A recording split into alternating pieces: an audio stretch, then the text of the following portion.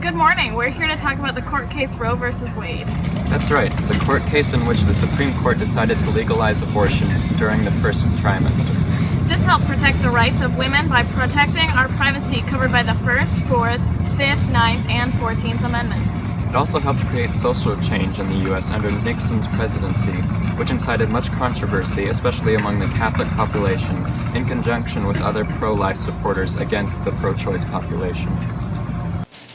Good evening. In a landmark ruling, the Supreme Court today legalized abortions. The majority in cases from Texas and Georgia said that the decision to end a pregnancy during the first 3 months belongs to the woman and her doctor, not the government.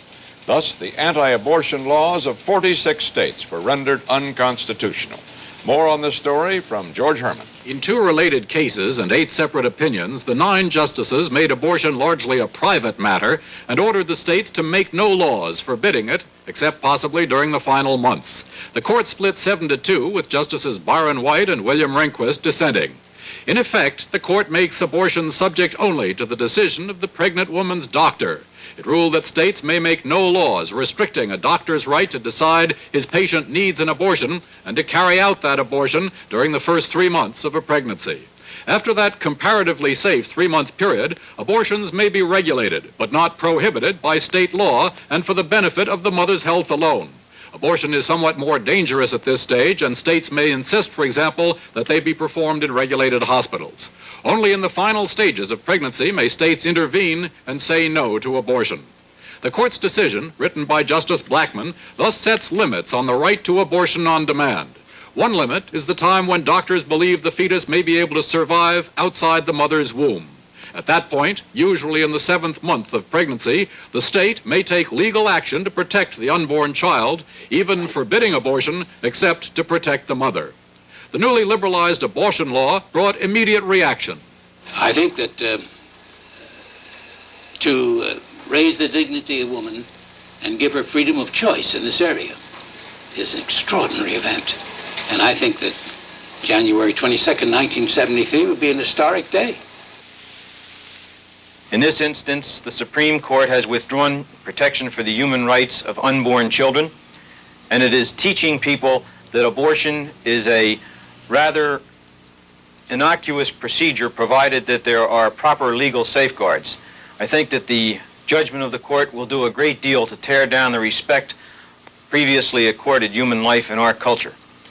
One of today's plaintiffs was an anonymous former mental patient identified only as Mary Doe, 22 years old.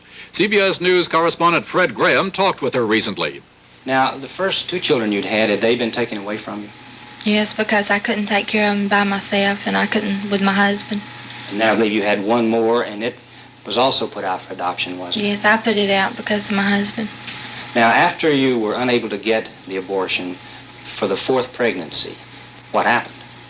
Well, I had to go on and have the baby and have it adopted out. New York State, among others, already have liberalized abortions. Now the rest of the country must follow suit. The White House offered no comment, but President Nixon has always strongly opposed liberalized abortion. Other opponents are now talking of a constitutional amendment to reverse today's ruling.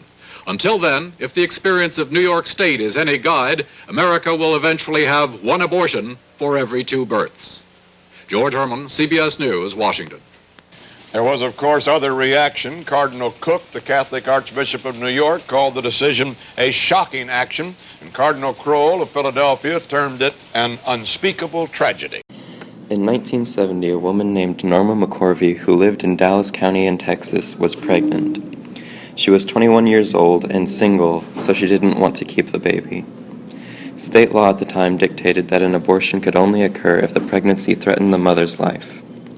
Unfortunately for Norma, her pregnancy didn't threaten her life, and she wasn't able to go to another state to get a safe one legally. She appealed to the Supreme Court because she felt that the Texas state law was unconstitutional and infringed on her rights.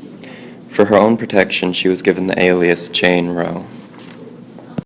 At the time, the Chief Justice of the Supreme Court was Warren E. Burger, who helped pass several laws that gave women more rights. The court reviewed the case throughout 1971 and 1972, after McCorvey already had the baby. The final decision on January 11, 1973, with a 7-2 vote, was that abortion was legal and a private matter between the mother and doctor for the first trimester. For the second trimester, states could regulate abortion to ensure the mother's safety, and for the third trimester, the state law would dictate. After the decision was announced, a great controversy was sparked in the country and abroad. The great divide was between those who believed it should be a woman's choice, pro-choice, and those who believed abortion should be outlawed, pro-life. A large part of Roe v. Wade was the mobilization of people, those opposed and those who supported. Prior to the decision, many women marched with signs advocating for women's rights. Pro-choice supporters rejoiced when Roe v. Wade was decided. Pro-life supporters argued that abortion was a form of murder and the rights of life protected by the Constitution should be applied to the unborn future citizens. Many pro-life supporters were Catholic. The Catholic Church condemned abortion completely because it believes that at conception the embryo has a soul. The Roe v. Wade decision continues to be important today. Pro-life supporters continue to rally together, trying to get laws passed to overturn Roe v. Wade and limit abortions. For example, on every January 22nd, thousands of pro-life supporters march on Washington as a part of an annual demonstration. On the other hand, pro-choice supporters continue to support the decision, working to eliminate the stigma associated with getting an abortion. For example, the 1 in 3 campaign and the #ShoutYourAbortion movements have worked to promote women's rights.